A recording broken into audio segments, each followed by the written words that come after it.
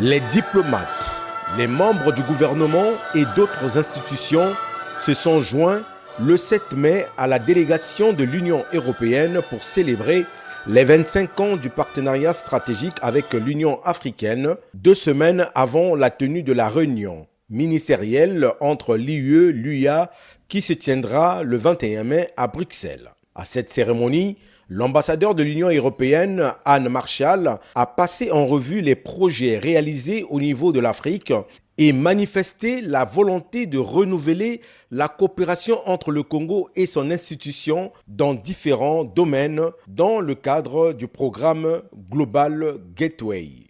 Cette ministérielle est en effet importante pour prendre acte des progrès de la vision conjointe 2030 adoptée au 6e sommet entre l'Union européenne et l'Union africaine en 2022 et préparer le 7e sommet attendu pour la fin de l'année. J'aimerais rappeler quelques succès engrangés depuis l'adoption de cette vision conjointe, tels que le partenariat en matière de paix et sécurité.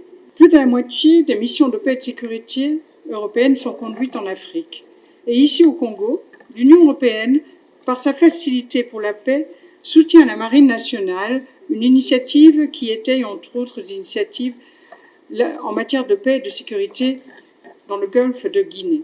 Le ministre en charge du plan et de l'intégration régionale, Ludovic Ngatse, a salué l'apport de l'Union européenne dans la matérialisation des projets d'envergure dans le pays. L'Union européenne, c'est un grand partenaire pour nous. Il contribue énormément à des travaux ici. Si on cite sur ces dernières années, ils nous ont aidé à construire des routes, ils nous aident dans le cadre du projet de transformation numérique à digitaliser, numériser les administrations. C'est des financements très importants. À Pointe-Noire, comme vous le savez aussi, ils interviennent au niveau de la construction du port. Le partenariat entre l'Union européenne et l'Union africaine se traduit en République du Congo par le financement de plusieurs projets dans le domaine des forêts, de l'énergie et des infrastructures.